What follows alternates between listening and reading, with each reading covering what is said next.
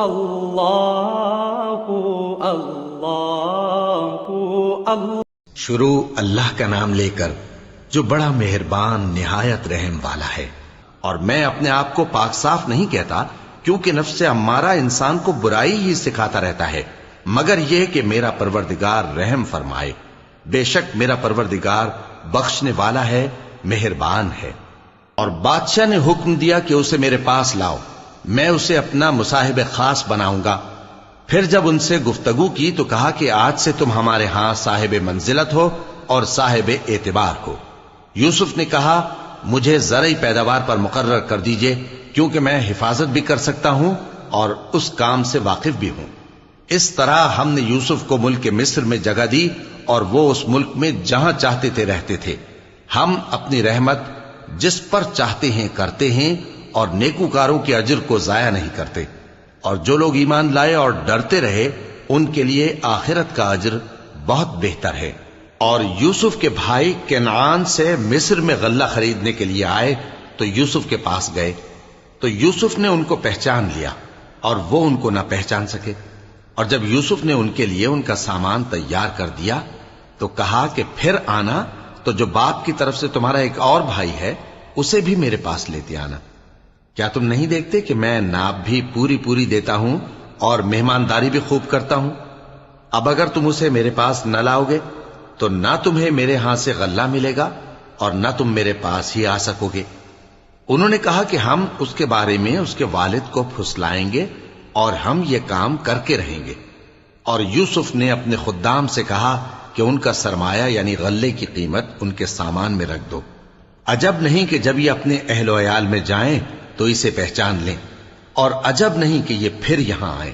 بس جب وہ اپنے والد کے پاس واپس گئے تو کہنے لگے کہ ابا ہمارے لیے غلے کی بندش کر دی گئی ہے، تو ہمارے ساتھ ہمارے بھائی کو بھیج دیجئے تاکہ ہم پھر غلہ لائیں اور ہم اس کے نگہبان ہیں۔ یعقوب نے کہا کہ میں اس کے بارے میں تمہارا اعتبار نہیں کرتا، مگر ویسا ہی جیسا پہلے اس کے بھائی کے بارے میں کیا تھا، سو اللہ ہی بہتر نگہبان ہے اور وہ سب سے زیادہ رحم کرنے والا ہے۔ اور جب انہوں نے اپنا اسباب کھولا تو دیکھا کہ ان کا سرمایہ واپس کر دیا گیا ہے۔ کہنے لگے ابا ہمیں اور کیا چاہیے؟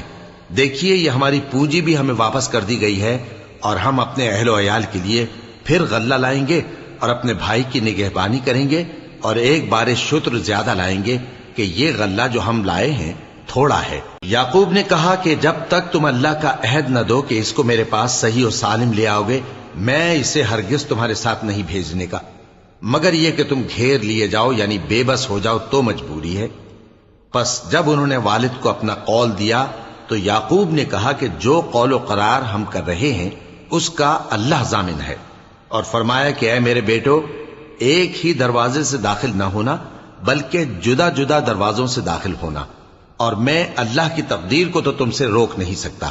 بے شک حکم اللہ ہی کا ہے، میں اسی پر بھروسہ رکھتا ہوں، اور اہل توکل کو اسی پر بھروسہ رکھنا چاہیے۔ اور جب وہ ان مقامات سے داخل ہوئے جہاں جہاں سے داخل ہونے کے لیے ان کے والد نے ان سے کہا تھا، تو وہ تدبیر اللہ کے حکم کو ذرا بھی ٹال نہیں سکتی تھی۔ ہاں وہ یعقوب کے دل کی خواہش تھی جو انہوں نے پوری کی تھی، اور بے شک وہ صاحب علم تھے، کیونکہ ہم نے ان کو علم سکھایا تھا، لیکن اکثر لوگ نہیں جانتے۔ اور جب وہ لوگ یوسف کے پاس پہنچے تو یوسف نے اپنے حقیقی بھائی کو اپنے پاس جگہ دی اور کہا کہ میں تمہارا بھائی ہوں، تو جو سلوک یہ ہمارے ساتھ کرتے رہے ہیں اس پر افسوس نہ کرنا۔ پھر جب ان کا اسباب تیار کر دیا تو اپنے بھائی کے تھیلے میں آپ خورا رکھ دیا۔ پھر جب وہ آبادی سے باہر نکل گئے تو ایک پکارنے والے نے آواز دی کہ قافلے والو تم تو چور ہو۔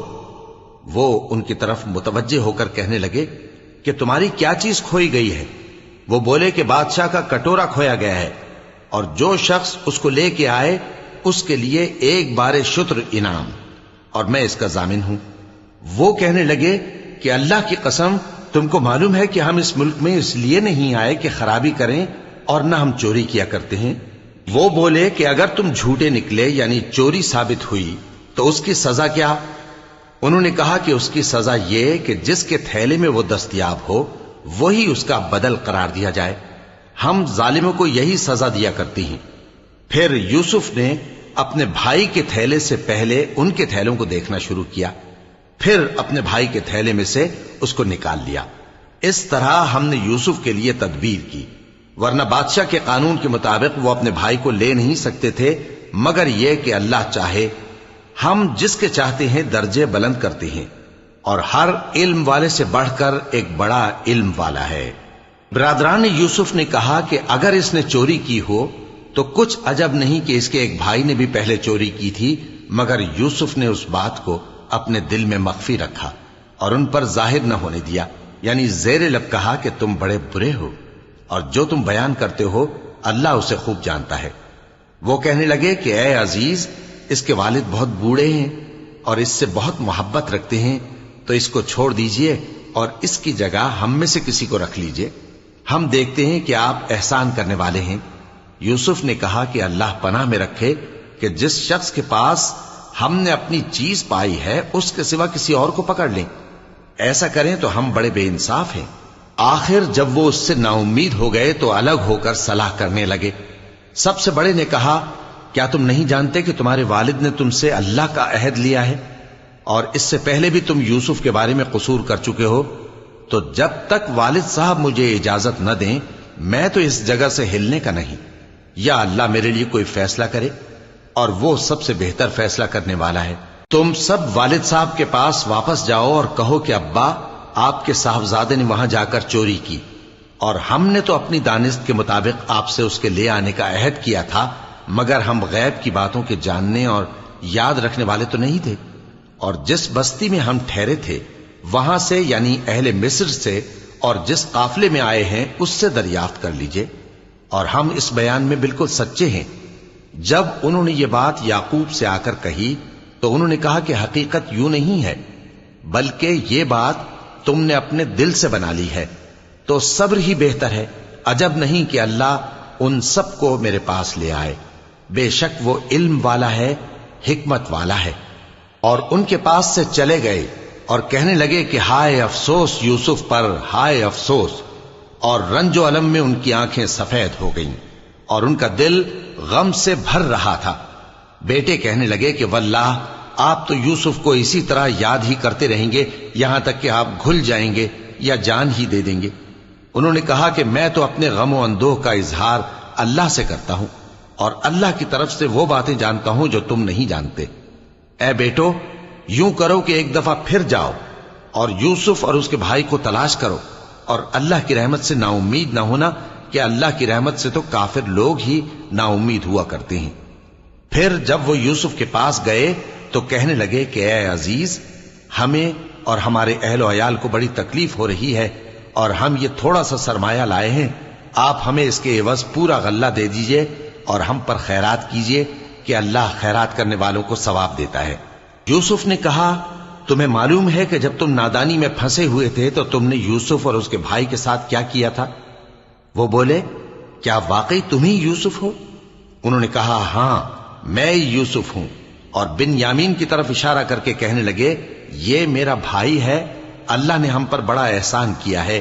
جو شخص اللہ سے ڈرتا اور صبر کرتا ہے تو اللہ نیکوکاروں کا اجر ضائع نہیں کرتا۔ وہ بولے، اللہ کی قسم، اللہ نے تم کو ہم پر فضیلت بخشی ہے، اور بے شک ہم خطا کار تھے۔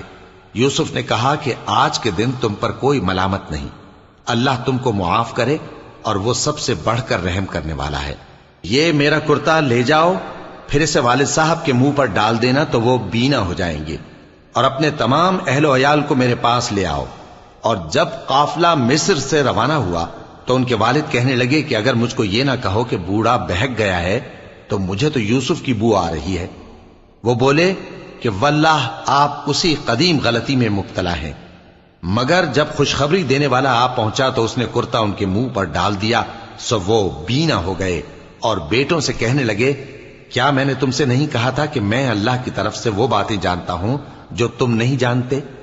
بیٹوں نے کہا کہ ابا، ہمارے لیے ہمارے گناہ کی مغفرت مانگیے، بے شک ہم خطا کار تھے۔ فرمایا، میں اپنے پروردگار سے تمہارے لیے بخشش مانگوں گا، بے شک وہ بخشنے والا ہے، مہربان ہے۔ پھر جب یہ سب لوگ یوسف کے پاس پہنچے تو انہوں نے اپنے والدین کو اپنے پاس جگہ دی اور کہا، مصر میں داخل ہو جائیے اللہ نے چاہا تو امن و امان سے رہیے گا۔ اور اپنے والدین کو تخت پر بٹھایا اور سب ان کے آگے سجدے میں گر پڑے۔ اور اس وقت یوسف نے کہا، ابا جان، یہ میرے اس خواب کی تعبیر ہے جو میں نے پہلے بچپن میں دیکھا تھا۔ میرے پروردگار نے اسے سچ کر دیا اور اس نے مجھ پر بہت سے احسان کیے ہیں کہ مجھ کو قید خانے سے نکالا، اور اس کے بعد کہ شیطان نے مجھ میں اور میرے بھائیوں میں فساد ڈال دیا تھا، آپ کو گاؤں سے یہاں لایا۔ بے شک میرا پروردگار جو چاہتا ہے تدبیر سے کرتا ہے، وہ علم والا ہے، حکمت والا ہے۔ جب یہ سب باتیں ہو لیں تو یوسف نے اللہ سے دعا کی کہ اے میرے پروردگار، تو نے مجھ کو حکومت سے نوازا اور خوابوں کی تعبیر کا علم بخشا۔ اے آسمانوں اور زمین کے پیدا کرنے والے، تو ہی دنیا اور آخرت میں میرا کارساز ہے۔ تو مجھے دنیا سے اپنی اطاعت کی حالت میں اٹھائیو اور آخرت میں اپنے نیک بندوں میں داخل کیجو۔ اے پیغمبر، یہ اخبار غیب میں سے ہیں جو ہم تمہاری طرف بھیجتے ہیں۔ اور جب برادران یوسف نے اپنی بات پر اتفاق کیا تھا اور وہ فریب کر رہے تھے تو تم ان کے پاس تو نہ تھے، اور بہت سے آدمی گو تم کتنی خواہش کرو ایمان لانے والے نہیں ہیں، اور تم ان سے اس خیر خواہی کا کچھ صلہ بھی تو نہیں مانگتے۔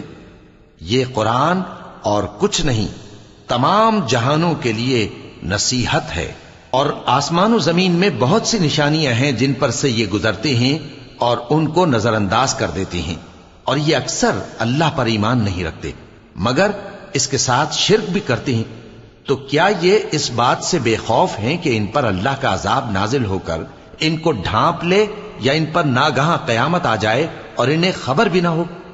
کہہ دو میرا رستہ تو یہ ہے، میں اللہ کی طرف بلاتا ہوں سمجھ بوجھ کر، میں بھی لوگوں کو اللہ کی طرف بلاتا ہوں اور میرے پیرو بھی، اور اللہ پاک ہے اور میں شرک کرنے والوں میں سے نہیں ہوں۔ اور ہم نے تم سے پہلے بستیوں کے رہنے والوں میں سے مرد ہی بھیجے تھے جن کی طرف ہم وہی بھیجتے تھے۔ کیا ان لوگوں نے ملک میں سیر و سیاحت نہیں کی کہ دیکھ لیتے کہ جو لوگ ان سے پہلے تھے ان کا انجام کیا ہوا؟ اور متقیوں کے لیے آخرت کا گھر بہت اچھا ہے، کیا تم سمجھتے نہیں؟ یہاں تک کہ جب پیغمبر نا امید ہو گئے اور انہوں نے خیال کیا کہ اپنی نصرت کے بارے میں جو بات انہوں نے کہی تھی اس میں وہ سچے نہ نکلے، تو ان کے پاس ہماری مدد آ پہنچی۔ پھر جسے ہم نے چاہا بچا دیا، اور ہمارا عذاب اتر کر گناہگار لوگوں سے پھیرا نہیں کرتا۔ ان کے قصے میں عقل مندوں کے لیے عبرت ہے۔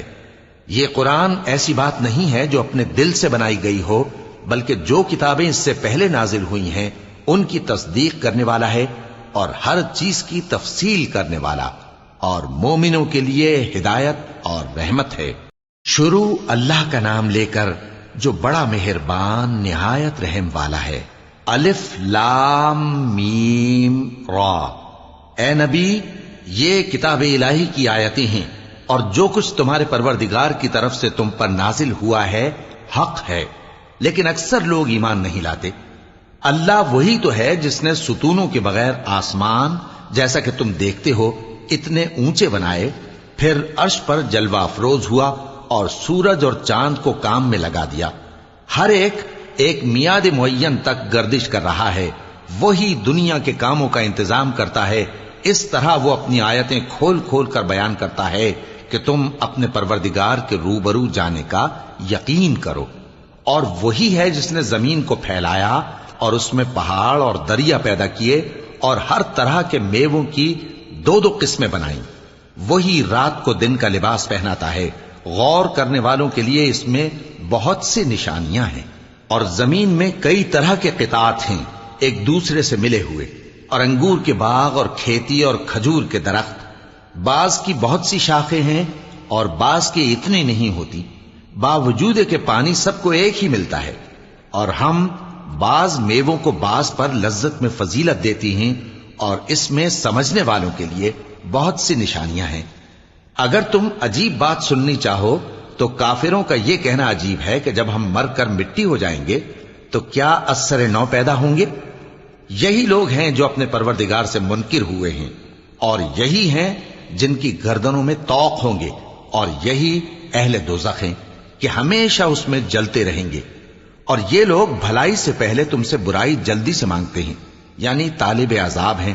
حالانکہ ان سے پہلے عذاب واقع ہو چکے ہیں، اور تمہارا پروردگار لوگوں کو باوجود ان کی بے انصافیوں کے معاف کرنے والا ہے، اور بے شک تمہارا پروردگار سخت عذاب دینے والا ہے۔ اور کافر لوگ کہتے ہیں کہ اس پیغمبر پر اس کے پروردگار کی طرف سے کوئی نشانی کیوں نازل نہیں ہوئی؟ اے نبی، تم تو صرف خبردار کرنے والے ہو، اور ہر ایک قوم کے لیے رہنما ہوا کرتا ہے۔ اللہ ہی اس بچے سے واقف ہے جو عورت کے پیٹ میں ہوتا ہے، اور وہی پیٹ کے سکڑنے اور بڑھنے سے بھی واقف ہے، اور ہر چیز کا اس کے ہاں ایک اندازہ مقرر ہے۔ وہ چھپی اور ظاہر چیزوں کا جاننے والا ہے، سب سے بزرگ ہے، عالی رتبہ ہے۔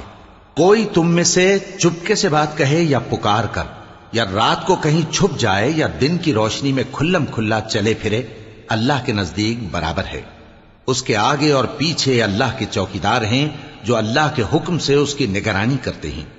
اللہ اس نعمت کو جو کسی قوم کو حاصل ہے نہیں بدلتا جب تک کہ وہ اپنی حالت کو نہ بدلے، اور جب اللہ کسی قوم کے ساتھ برائی کا ارادہ کرتا ہے تو وہ پھر نہیں سکتی، اور اللہ کے سوا ان کا کوئی مددگار نہیں ہوتا۔ وہی تو ہے جو تم کو ڈرانے اور امید دلانے کے لیے بجلی دکھاتا اور بھاری بھاری بادل پیدا کرتا ہے، اور رعد اور فرشتے سب اس کے خوف سے اس کی تسبیح و تحمید کرتے رہتی ہیں۔ اور وہی بجلیاں بھیجتا ہے، پھر جس پر چاہتا ہے گرا بھی دیتا ہے، جبکہ وہ اللہ کے بارے میں جھگڑتی ہیں، اور وہ بڑی قوت والا ہے۔ کام کا پکارنا تو اسی کا ہے، اور جن کو یہ لوگ اس کے سوا پکارتے ہیں وہ ان کی پکار کو کسی طرح قبول نہیں کرتے، مگر اس شخص کی طرح جو اپنے دونوں ہاتھ پانی کی طرف پھیلا دے تاکہ دور ہی سے اس کے منہ تک آ پہنچے، حالانکہ وہ اس تک کبھی بھی نہیں آ سکتا۔ اور اسی طرح کافروں کی پکار بیکار ہے۔ اور جتنی مخلوقات آسمانوں اور زمین میں ہے، خوشی سے یا ناخوشی سے اللہ کے آگے سجدہ کرتی ہے، اور ان کے سائے بھی صبح و شام سجدے کرتے ہیں۔ ان سے پوچھو کہ آسمانوں اور زمین کا پروردگار کون ہے؟ تم ہی کہہ دو کہ اللہ۔ ان سے کہو کہ کیا تم نے اللہ کو چھوڑ کر ایسے لوگوں کو کارساز بنایا ہے جو خود اپنے نفع و نقصان کا بھی اختیار نہیں رکھتے؟ کہو کیا اندھا اور آنکھوں والا برابر ہیں، یا اندھیرا اور اجالا برابر ہو سکتا ہے؟ بھلا ان لوگوں نے جن کو اللہ کا شریک مقرر کیا ہے، کیا انہوں نے اللہ کسی مخلوقات پیدا کی ہے جس کے سبب ان کے لیے مخلوقات مشتبہ ہو گئی ہے؟ کہہ دو کہ اللہ ہی ہر چیز کا پیدا کرنے والا ہے، اور وہ یکتا ہے، بڑا زبردست ہے۔ اسی نے آسمان سے مے برسایا، پھر اس سے اپنے اپنے اندازے کے مطابق نالے بہ نکلے، پھر پانی پر پھولا ہوا جھاگ آ گیا۔ اور جس چیز کو زیور یا کوئی اور سامان بنانے کے لیے آگ میں تپاتے ہیں اس میں بھی ایسا ہی جھاگ ہوتا ہے۔ اس طرح اللہ حق و باطل کی مثال بیان فرماتا ہے۔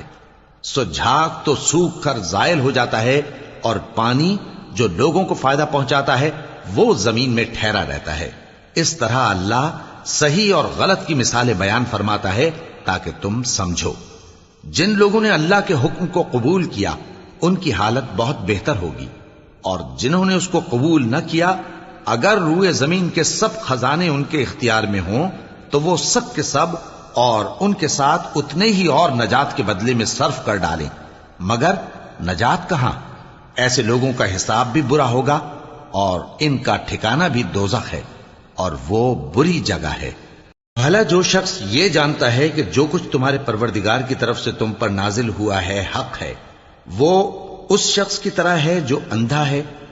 اور سمجھتے تو وہی ہیں جو عقل مند ہیں، جو اللہ کے عہد کو پورا کرتے ہیں اور قول و قرار کو نہیں توڑتے، اور جن رشتوں کے جوڑے رکھنے کا اللہ نے حکم دیا ان کو جوڑے رکھتے، اور اپنے پروردگار سے ڈرتے رہتے اور برے حساب سے خوف رکھتے ہیں، اور جو اپنے پروردگار کی خوشنودی حاصل کرنے کے لیے مصائب پر صبر کرتے ہیں اور نماز پڑھتے ہیں، اور جو مال ہم نے ان کو دیا ہے اس میں سے پوشیدہ اور ظاہر خرچ کرتے ہیں، اور نیکی سے برائی کو دور کرتے ہیں۔ یہی لوگ ہیں جن کے لیے عاقبت کا گھر ہے، یعنی ہمیشہ رہنے کے باغات جن میں وہ داخل ہوں گے، اور ان کے باپ دادوں اور بیویوں اور اولاد میں سے جو نیکوکار ہوں گے وہ بھی بہشت میں جائیں گے، اور فرشتے بہشت کے ہر ایک دروازے سے ان کے پاس آئیں گے، اور کہیں گے تم پر سلام ہو، یہ تمہاری ثابت قدمی کا بدلہ ہے، اور عاقبت کا گھر خوب گھر ہے۔ اور جو لوگ اللہ سے پختہ عہد کر کے اس کو توڑ ڈالتے اور جن رشتوں کے جوڑے رکھنے کا اللہ نے حکم دیا ہے ان کو قطع کر دیتے اور ملک میں فساد کرتے ہیں، ایسوں پر لعنت ہے اور ان کے لیے برا انجام ہے۔ اللہ جس کا چاہتا ہے رزق فراخ کر دیتا ہے اور جس کا چاہتا ہے تنگ کر دیتا ہے، اور کافر لوگ دنیا کی زندگی پر خوش ہو رہے ہیں، اور دنیا کی زندگی آخرت کے مقابلے میں بہت تھوڑا سامان ہے۔ اور کافر کہتے ہیں کہ اس پیغمبر پر اس کے پروردگار کی طرف سے کوئی نشانی کیوں نازل نہیں ہوئی؟ کہہ دو کہ اللہ جسے چاہتا ہے گمراہ کرتا ہے، اور جو اس کی طرف رجوع ہوتا ہے اس کو اپنی طرف کا رستہ دکھاتا ہے، یعنی ان کو جو ایمان لاتے اور جن کے دل اللہ کی یاد سے آرام پاتے ہیں ان کو۔ اور سن رکھو کہ اللہ کی یاد سے ہی دل آرام پاتے ہیں۔ جو لوگ ایمان لائے اور عمل نیک کیے ان کے لیے خوشحالی اور عمدہ ٹھکانہ ہے۔ جس طرح ہم پہلے پیغمبر بھیجتے رہے ہیں اسی طرح اے نبی ہم نے تم کو اس امت میں جس سے پہلے بہت سی امتیں گزر چکی ہیں بھیجا ہے، تاکہ تم ان کو وہ کتاب جو ہم نے تمہاری طرف بھیجی ہے پڑھ کر سنا دو۔ اور یہ لوگ رحمان کو نہیں مانتے۔ کہہ دو وہی تو میرا پروردگار ہے، اس کے سوا کوئی معبود نہیں، میں اسی پر بھروسہ رکھتا ہوں اور اسی کی طرف رجوع کرتا ہوں۔ اور اگر کوئی قرآن ایسا ہوتا کہ اس کی تاثیر سے پہاڑ چل پڑتے یا زمین پھٹ جاتی یا مردوں سے کلام کر سکتے تو کیا یہ لوگ ایمان لے آتے؟ بات یہ ہے کہ سب باتیں اللہ کے اختیار میں ہیں، تو کیا مومنوں کو اس سے اطمینان نہیں ہوا کہ اگر اللہ چاہتا تو سب لوگوں کو ہدایت کے رستے پر چلا دیتا؟ اور کافروں پر ہمیشہ ان کے اعمال کے بدلے آفت آتی رہے گی یا ان کے مکانات کے قریب نازل ہوتی رہے گی یہاں تک کہ اللہ کا وعدہ آ پہنچے۔ بے شک اللہ وعدہ خلاف نہیں کرتا۔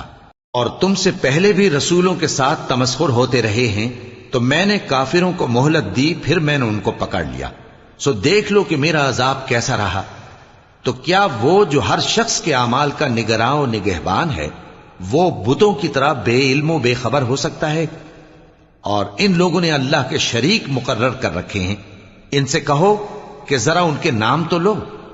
کیا تم اسے ایسی چیزیں بتاتے ہو جو روئے زمین پر ہیں اور اسے معلوم نہیں، یا تم لوگ محض سطحی بات کی تقلید کرتے ہو؟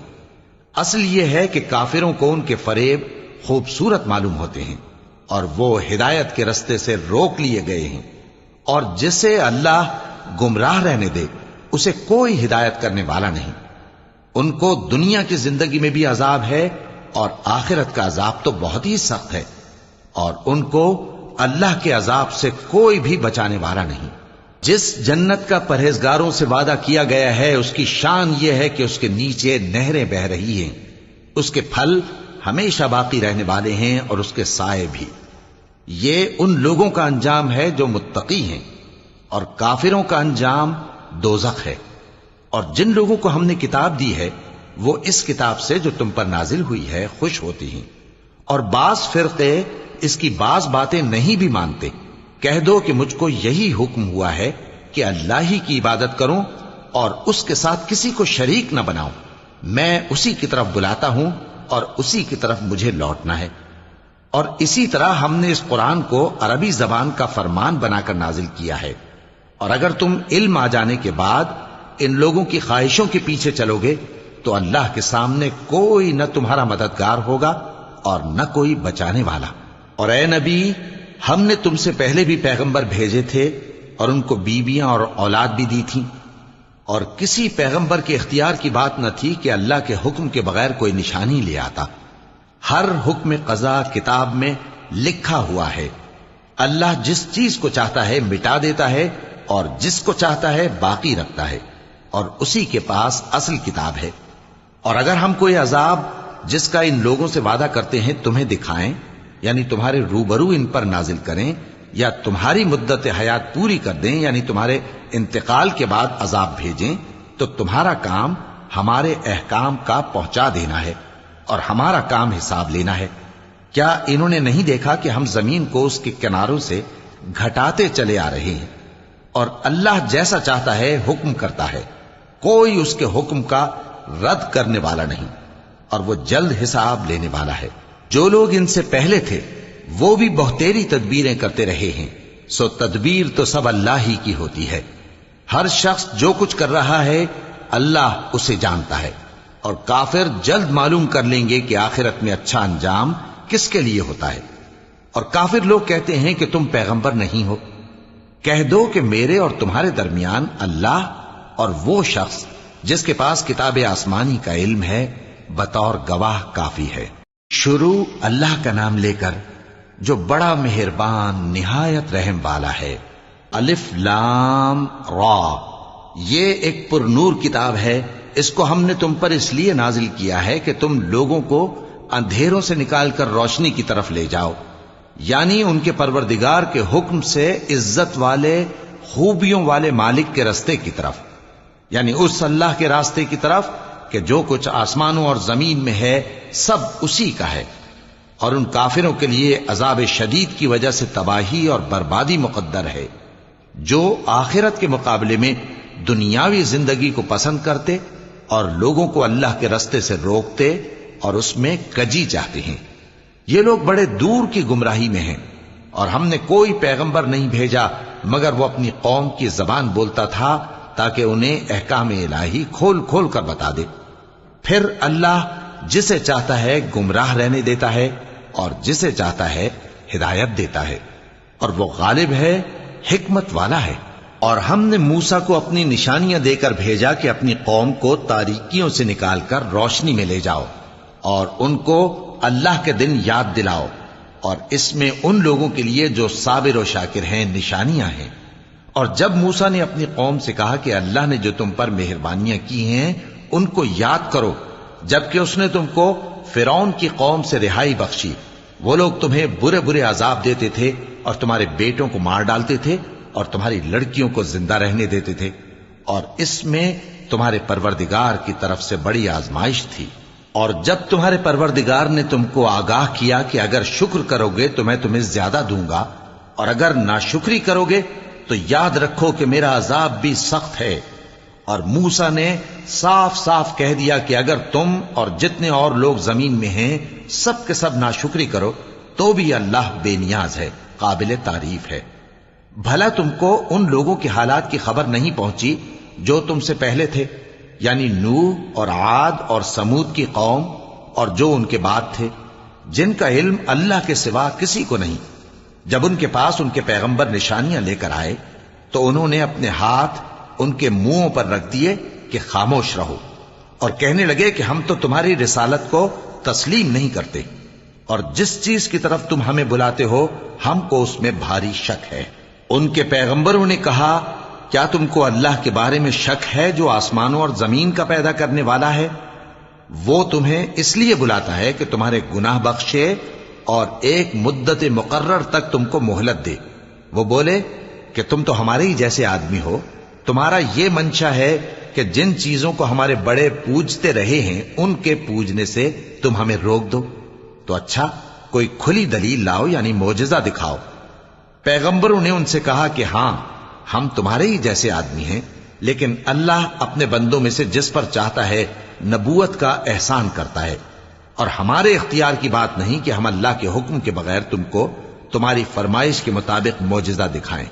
اور اللہ ہی پر مومنوں کو تو بھروسہ رکھنا چاہیے، اور ہم کیوں اللہ پر بھروسہ نہ رکھیں حالانکہ اس نے ہم کو ہمارے دین کے سیدھے رستے بتائے ہیں، اور جو تکلیفیں تم ہم کو دیتے ہو اس پر ہم صبر کریں گے، اور اہل توکل کو تو اللہ ہی پر بھروسہ رکھنا چاہیے۔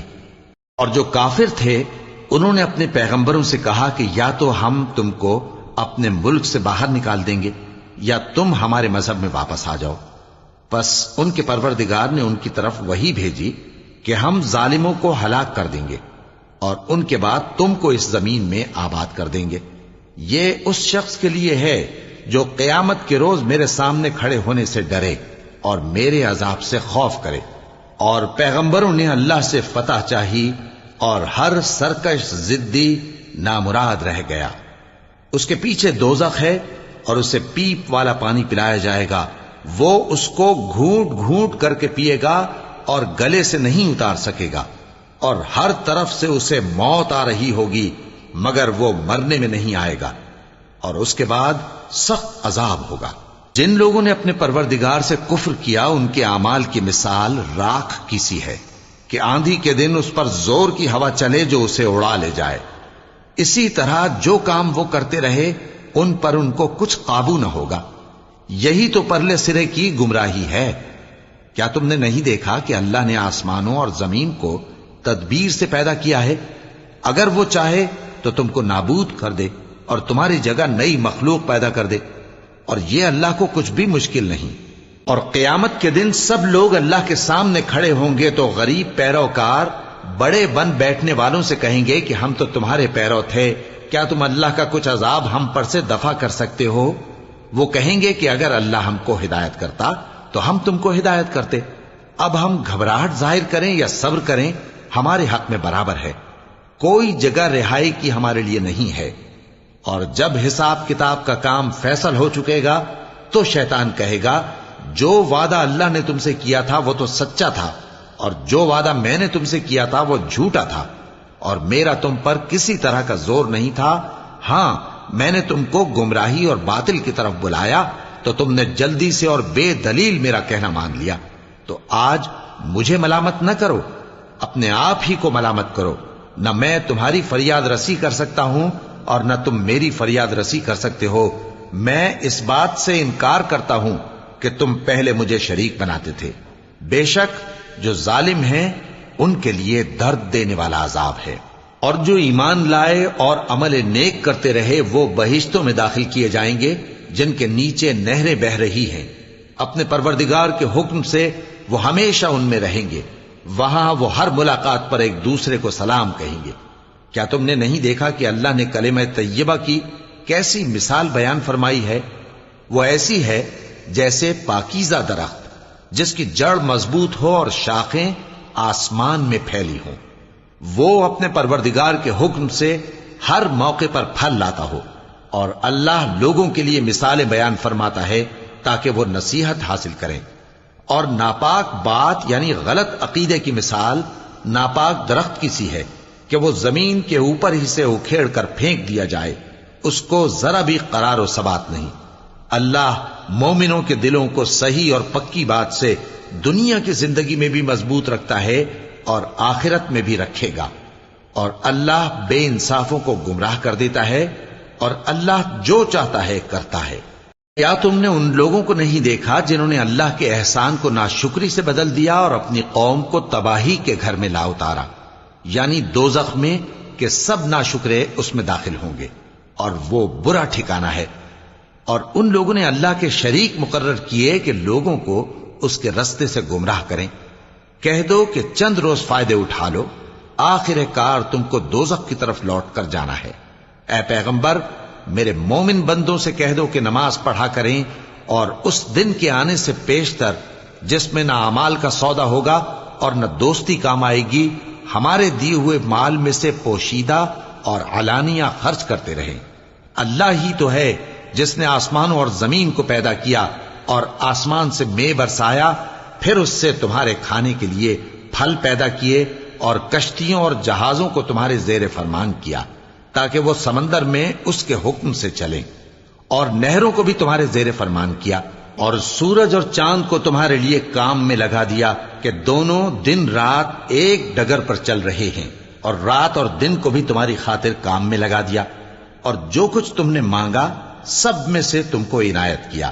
اور اگر اللہ کے احسان گننے لگو تو شمار نہ کر سکو، مگر لوگ نعمتوں کا شکر نہیں کرتے۔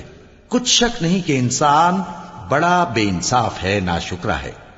اور جب ابراہیم نے دعا کی کہ اے میرے پروردگار، اس شہر کو لوگوں کے لیے امن کی جگہ بنا دے، اور مجھے اور میری اولاد کو اس بات سے کہ بتوں کی پرستش کرنے لگیں بچائے رکھیو۔ اے پروردگار، انہوں نے بہت سے لوگوں کو گمراہ کیا ہے، سو جس شخص نے میرا کہا مانا وہ میرا ہے، اور جس نے میری نافرمانی کی تو تو بخشنے والا ہے، مہربان ہے۔ اے پروردگار، میں نے اپنی اولاد ایک وادی میں جہاں کھیتی نہیں، تیرے عزت و ادب والے گھر کے پاس لا بسائی ہے، اے پروردگار تاکہ یہ نماز پڑھیں سو تو لوگوں کے دلوں کو ایسا کر دے کہ ان کی طرف جھکے رہیں اور ان کو میووں سے روزی دیتے رہنا تاکہ تیرا شکر کریں۔ اے پروردگار جو بات ہم چھپاتے اور جو ظاہر کرتے ہیں تو سب جانتا ہے، اور اللہ سے کوئی چیز مخفی نہیں، نہ زمین میں نہ آسمان میں۔ اللہ کا شکر ہے جس نے مجھ کو بڑی عمر میں اسماعیل اور اسحاق بخشے، بے شک میرا پروردگار دعا سننے والا ہے۔ اے پروردگار مجھ کو ایسی توفیق عنایت کر کہ نماز پڑھتا رہوں اور میری اولاد کو بھی یہ توفیق بخش۔ اے پروردگار میری دعا قبول فرما۔ اے پروردگار حساب کتاب کے دن میری اور میرے ماں باپ کی اور مومنوں کی مغفرت کیجو۔ شروع اللہ کا نام لے کر جو بڑا مہربان نہایت رحم والا ہے۔ اور مومنوں یہ نہ سمجھنا کہ یہ ظالم جو کام کر رہے ہیں اللہ ان سے بے خبر ہے، وہ ان کو اس دن تک مہلت دے رہا ہے جبکہ دہشت کے سبب آنکھیں پھٹی کی پھٹی رہ جائیں گی اور لوگ سر اٹھائے ہوئے میدان قیامت کی طرف دوڑ رہے ہوں گے، ان کی نگاہیں خود اپنی طرف لوٹ نہ سکیں گی اور ان کے دل مارے خوف کے ہوا ہو رہے ہوں گے۔ اور لوگوں کو اس دن سے آگاہ کر دو جب ان پر عذاب آ جائے گا، تب ظالم لوگ کہیں گے کہ اے ہمارے پروردگار ہمیں تھوڑی سی مہلت عطا کر تاکہ ہم تیری دعوت توحید قبول کریں اور تیرے پیغمبروں کے پیچھے چلیں۔ تو جواب ملے گا کیا تم پہلے قسمیں نہیں کھایا کرتے تھے کہ تم کو اس حال سے جس میں تم ہو زوال نہیں ہوگا؟ اور جو لوگ اپنے آپ پر ظلم کرتے تھے تم ان کے مکانوں میں رہتے تھے، اور تم پر ظاہر ہو چکا تھا کہ ہم نے ان لوگوں کے ساتھ کس طرح کا معاملہ کیا تھا، اور تمہارے سمجھانے کے لیے مثالیں بیان کر دی تھیں۔ اور انہوں نے بڑی بڑی تدبیریں کی اور ان کی سب تدبیریں اللہ کے ہاں لکھی ہوئی ہیں۔ گو وہ تدبیریں ایسی غضب کی تھیں کہ ان سے پہاڑ بھی ٹل جائیں۔ تو ایسا خیال نہ کرنا کہ اللہ نے جو اپنے پیغمبروں سے وعدہ کیا ہے وہ اس کے خلاف کرے گا۔ بے شک اللہ زبردست ہے، بدلہ لینے والا ہے۔ جس دن یہ زمین دوسری ہی زمین بنا دی جائے گی اور آسمان بھی بدل دیے جائیں گے اور سب لوگ اللہ کے سامنے نکل کھڑے ہوں گے جو یکتا ہے بڑا زبردست ہے۔ اور اس دن تم گناہگاروں کو دیکھو گے کہ زنجیروں میں جکڑے ہوئے ہیں، ان کے کرتے تارکول کے ہوں گے اور ان کے چہروں کو آگ لپٹ رہی ہوگی، یہ اس لیے کہ اللہ ہر شخص کو اس کے اعمال کا بدلہ دے۔ بے شک اللہ جلد حساب لینے والا ہے۔ یہ قرآن لوگوں کے نام اللہ کا پیغام ہے تاکہ ان کو اس سے ڈرایا جائے اور تاکہ وہ جان لیں کہ وہی اکیلا معبود ہے اور تاکہ اہل عقل نصیحت حاصل کریں۔